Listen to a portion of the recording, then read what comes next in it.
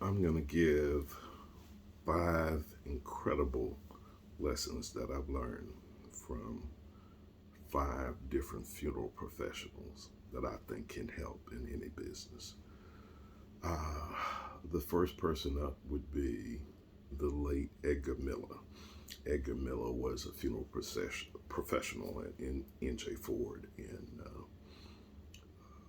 Memphis, Tennessee. Edgar was quite successful. Edgar would be on the scene where something happened, and Edgar would literally know that your loved one passed away before you did. But something when I first got in the business, I asked him, "What's the secret to success?" And he blew me off. He said, "You gotta be patient, man." And screamed. I said, "Wow, I came to him nice and he screamed at me like that." But I found out that that was gold. You do have to be patient. Businesses are built block by block. They're not built overnight. They're built with relationships. They're built with time. And hey, the guy was brilliant. He told me the right way. It takes time to build a business of interest. So, second person I spoke with was the late Monroe J. Edwards,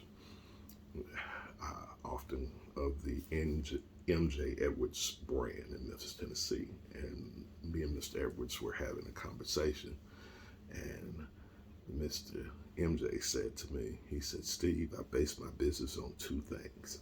The Bible says that it's appointed unto man once to die." And he said, the second one is the one I hang my business on. He said that the poor you'll have with you always. He said, so I always find a business to serve the poor. I never run out of clients. You know, one thing I found out, because that's a way to build many businesses, to have a business serving those less fortunate or serving the poor. The one thing I found out about the poor is the Bible says that you'll have them with you always, but you don't have to stay one of them.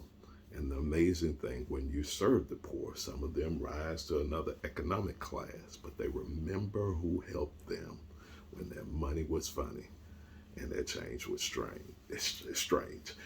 MJ, I think that he saw his business go to. I think they at least, I think they scared the heck out of 1,400 services a year.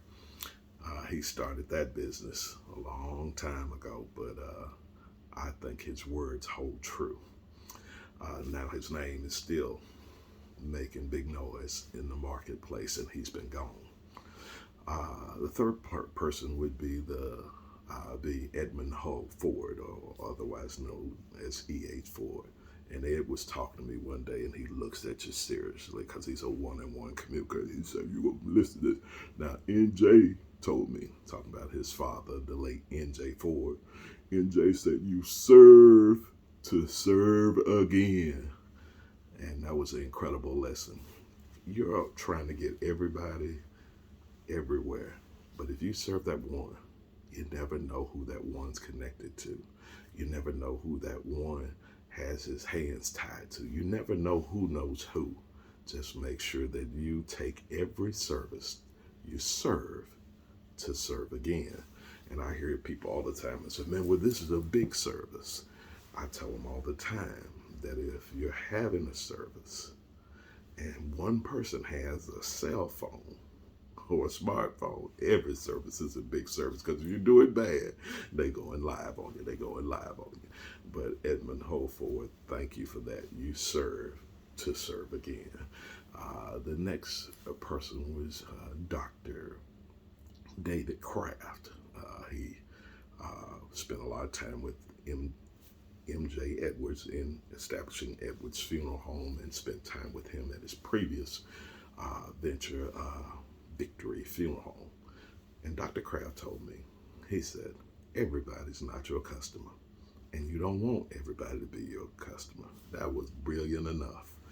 Some people are not part of your tribe. Doing business with them sometime will just explode in your face. You got to know who's your buyer, who's your target market, who you're serving, and do the best to serve them until they allow you to serve again. And my last is the late Mrs. Evelyn Cooper, who also helped MJ and Dr. Kraft build the MJ Edwards brand. She told me one time that she was a TIA, she was working as an educator at a school, and they started their business off doing $200 funerals. And she walked into the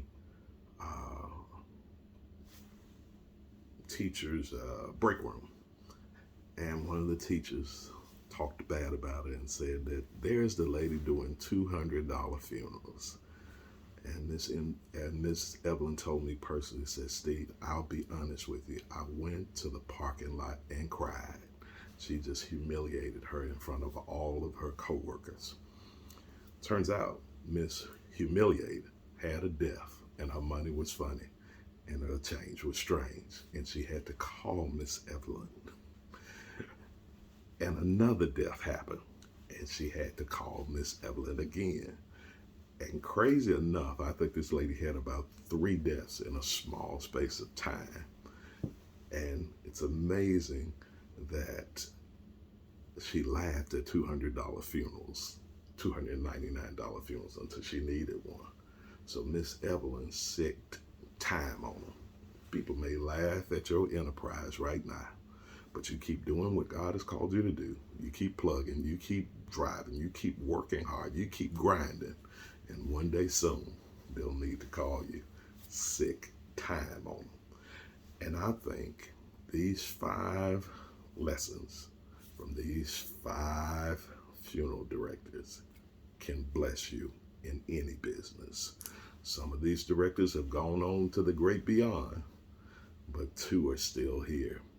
But I learned so much in my time in the funeral industry. Don't sleep on it, because there's some very savvy people in the industry that teach business lessons that are applicable in any field. But that's what I learned powerfully from 5 funeral directors. Be blessed.